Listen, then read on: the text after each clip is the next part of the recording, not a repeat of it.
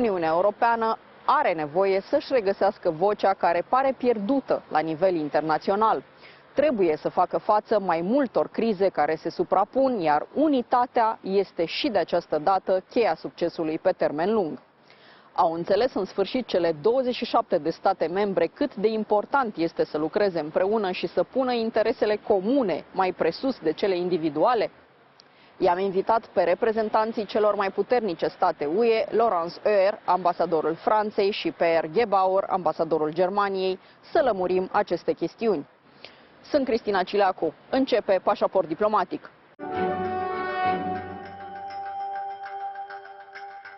We have a special edition of the diplomatic passport with the guest being the representative of the strongest countries of European Union. We have Ambassador Laurence Auer representing France and Ambassador Pierre Gebauer representing Germany. Welcome to Diplomatic Passport. Thank you for inviting us. Thank you. This special occasion is related to the Élysée Treaty, which was signed on the 22nd of January in 1963. And back then it was President Charles de Gaulle and Chancellor Konrad Adenauer that signed that treaty. How hard is to keep friendship for almost 60 years? And what is the common agenda now of your countries? Ambassador Auer? Yeah, the treaty is, and the friendship is 60 years old, but the tools of cooperation have been renewed constantly.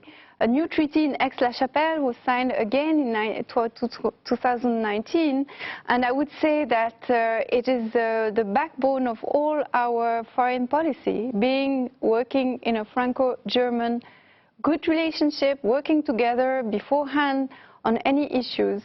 Let's just mention that the fact that the first visit of Annalena Baerbock, when she came to Paris, it was her first visit as foreign affairs.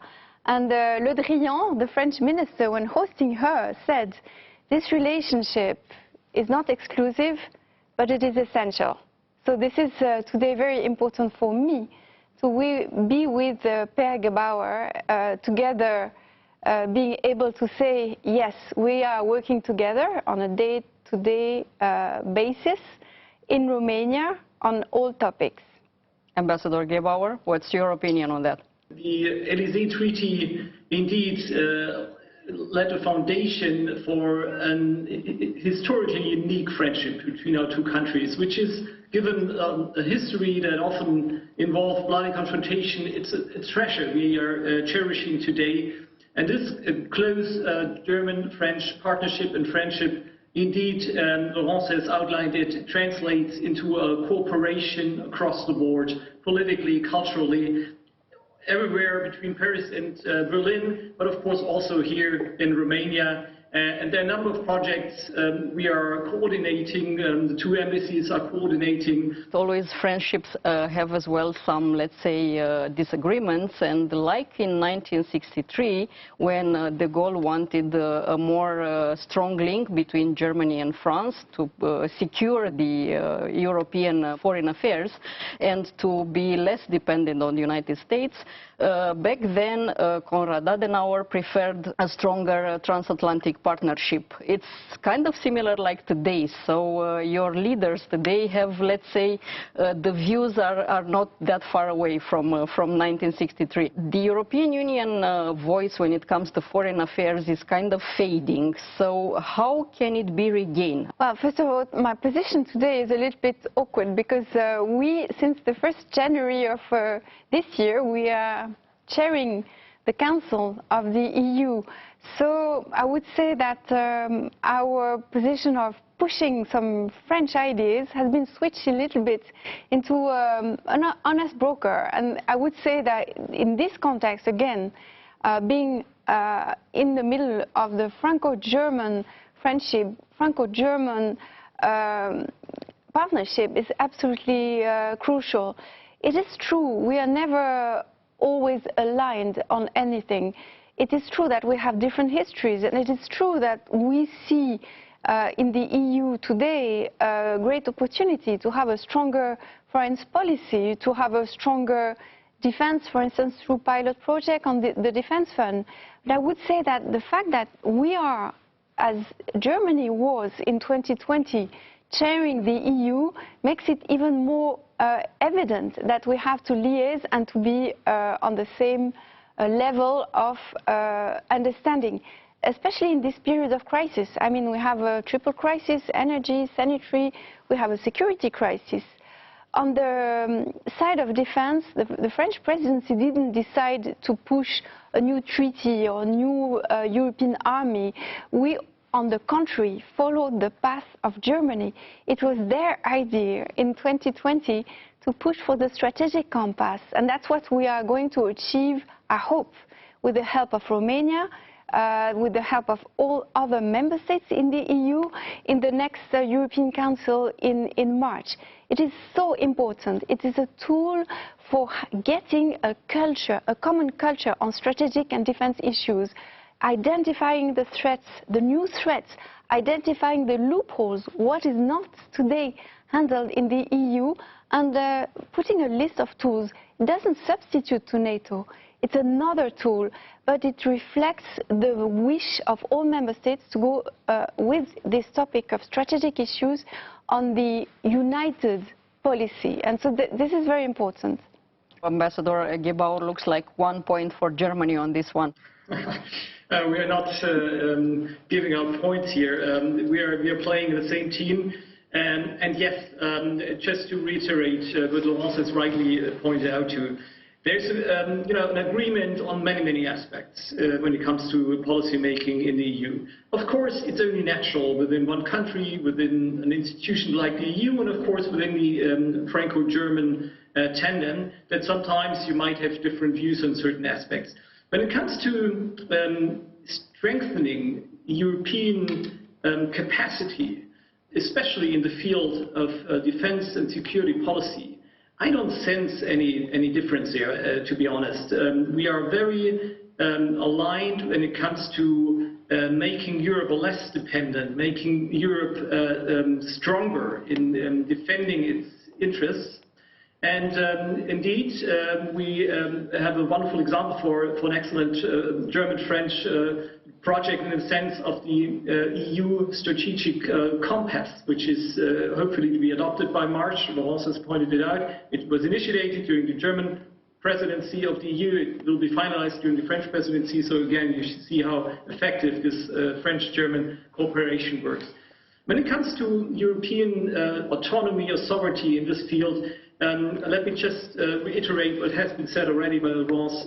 It's meant to strengthen the EU, and by doing this, it's meant to strengthen the transatlantic partnership. It's not there to substitute it. It's there as a complementary measure. Well, since you mentioned, both of you, the strategic compass, which everyone hopes it would be approved in March, this is a discussion that took European Union around 2 years or maybe more than 2 years. In the meantime, let's say, the autocracies are very creative in breaking all the possible rules when they want to do something. Are those two rhythms, the European rhythm and the rest, let's say, of the world rhythm, can be tuned at some point? For sure, it puts a pressure on the EU. It's a young policy, the strategy is new, the tools are new. You know, historically, the EU was working on humanitarian devices, and also we were there on external operations, meaning that we were not going really on a question of settling the conflicts, etc. But for sure, for the last 2 years, we had to handle that. It was a reflection as a whole. It was not only, as Per was saying, about wanting to be autonomous or sovereign. It happened that the globalization made us an obligation to become more aware that if we wanted some masks during the crisis, if we wanted to have a united policy towards those kind of new threats, we needed to be all together. So it's not only a question of maturity and reacting to threats. The idea is to be able, when a threat arrives, that we are aware with a certain numbers of tools that allows us to have the proper response. Would it be on the commercial aspect, but also on the sanction aspect, but as well on the rest of the aspects. This was missing until now. So we hope very much that we can, with the French presidency, put a little bit more flesh on this strategic approach of the EU. And Ambassador Gebauer, to answer to the same question, why it takes so much time for the EU to see these problems? Because they are not present for the last 2 years, to be honest. I think it would be a bit unfair to shed the impression that the EU only realized in fall of 2020 that there are security challenges. We have a common security and defense policy in place for quite a long time. We have a number of instruments in place, military and civilian missions around the globe, where the EU is taking an active role when it comes to implementing security and defense policy. The strategic compass is meant to give a comprehensive framework for this approach, and also to define answers to new challenges to our security in the field of cyber, in the field of the nexus between climate and security, and other areas. So in a way, it's a further development. It's not something completely out of the blue where the EU has just woken up and say, oh wow, this is, the world is a dangerous place. No, we've been active also before. You're of course right when you say, why does it take time? Yes, any democratically organized system, that's true for countries, but of course also for the EU, takes longer in decision making than autocratic systems, where just one person or one group is deciding. Historic experience shows us that these things always go wrong, that we are much better off with a system where every voice is heard, and we have to work hard for compromises. And of course, this takes time. And you never get 100% of what you wanted originally. But you are much better off in the end, because it pays off to listen to others, to listen to other voices, to take into consideration other opinions, and then forge a solution that's best suited for everybody. We are facing right now a lot of crises, as you mentioned, but I will take on my opinion, the two most important ones. First is very obvious, vivid, discussed, and so on. I'm talking about the crisis regarding security, which was created by Russia. How broken are the relationship of European Union with Russia, and separately of each countries, France and Germany, of course, with the same country? Yeah, first of all, I want to stress that in this crisis, because it is a crisis, we had to multiply the channels of contact, the channels of discussions. It includes NATO, may I remember you, yes, because this is at stake, European security as the element of the alliance. Of course, it included a dialogue between the United States and Russia, the president, who went into a direct dialogue. But the main objective for France was that we could be united, that we should be around the table able, not only because we were into a French presidency, but because we really deeply thought that European security must be handled by Europeans, that mainly we should show this type of attitude and maturity to be able to say, we are united, we are not going to split, we are going to be facing these propositions, and every country, specifically mentioned Romania, has something to do around the table, because you have an assessment which is proper to Eastern Europe, because you have a capacity of analysis, so you have also different experiences and tools which make it very necessary. We aim de-escalation, but as well, we need to continue this discussion among Europeans, because everybody is concerned. We also have a Franco-German objective in this discussion, because as you know, we have launched the Normandy format. And strangely enough, the Russian propositions at some point didn't actually cover the regional processes. For us, they are very important. And in Romania, a lot has been done with the neighbors of the Black Sea by Romanian diplomacy. Ambassador Gebauer, while we are recording this interview, your foreign minister is meeting the Russian foreign minister in Moscow. Do you think is going to be some improvement of this relationship? Indeed, our foreign minister is just in Moscow today after having visited Ukraine and Kiev yesterday. Now, this trip today, to start with that aspect of your question, of course, is not a separate track of negotiating with regard to the current tension. The current tensions raised or initiated by Russia, you've rightly stated that in your question, of course, pose a big threat to stability and security in Europe, and let me just clearly state it's not only a threat to Eastern Europe, it's a threat to the whole of Europe that has taken place here.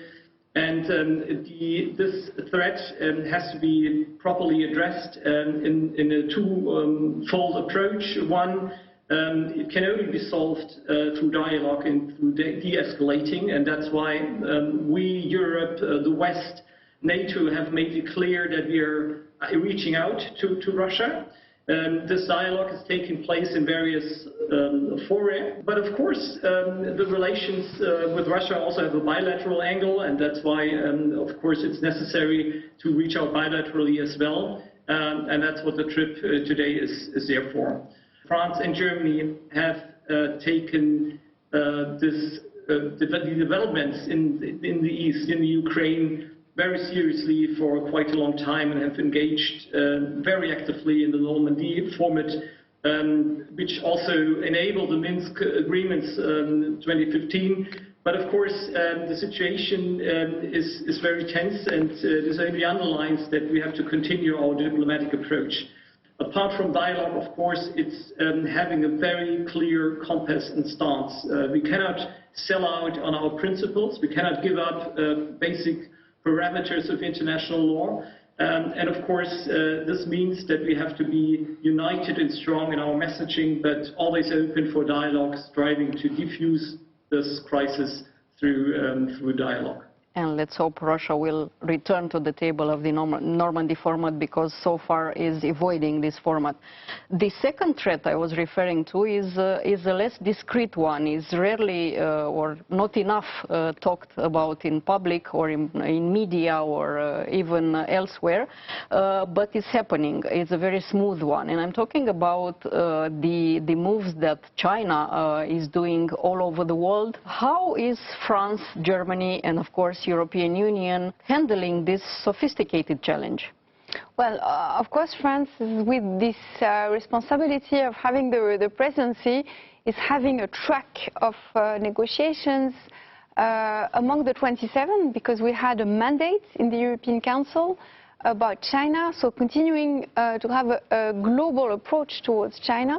As Per was saying, it's not only about trade, it's also about values, parameters, respect of some of the international treaties, and that's an ongoing discussion in Brussels. And I would mention as well this high-level meeting that will take place on Indo-Pacific, which was as well after a long period of discussion about what we should do towards Asia as a whole.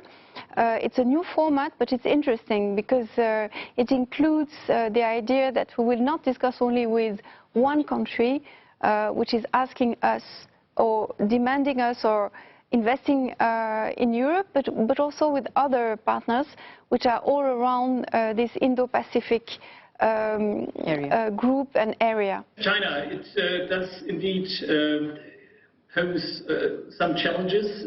I think our approach within the EU, but also of course when it comes to Germany, is truly best described by this three terms: partner, competitor, rival, that were outlined in the EU strategies on China.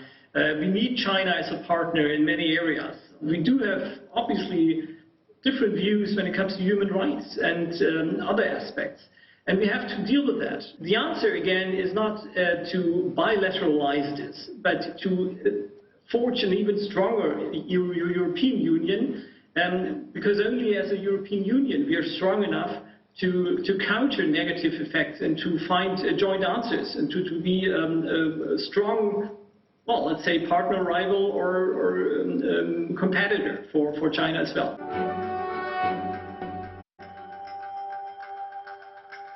Well, I'm afraid we have too many problems to discuss and too little time. A short question for both of you. How will all this crisis in the end be, let's say, have the result over Europe? The crisis is in its paroxysm today in the security sector. It's very difficult to see how I could be optimistic, honestly. It took a long time in Brest to be discussed, and so I don't want to be not speaking the reality. The reality is we have a challenge here as a presidency, but also as France. So let's get an invitation later on, and I will comment better. I remain optimistic that we will cope with these challenges.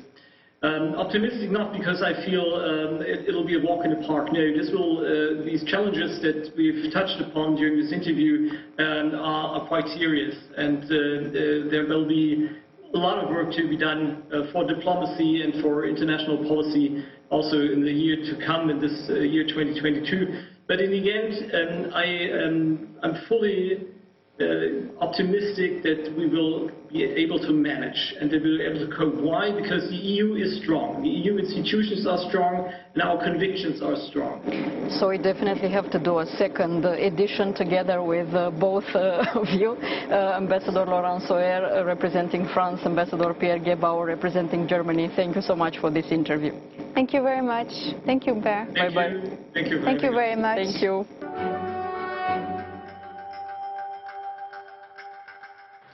Atât pentru astăzi, dar rămânem în continuare online pe pagina de Facebook a emisiunii și pe contul nostru de Twitter. Revenim cu subiecte noi din lumea diplomației și a politicii externe, vinerea viitoare de la 11:30 și în reluare sâmbătă de la 22:30. La revedere!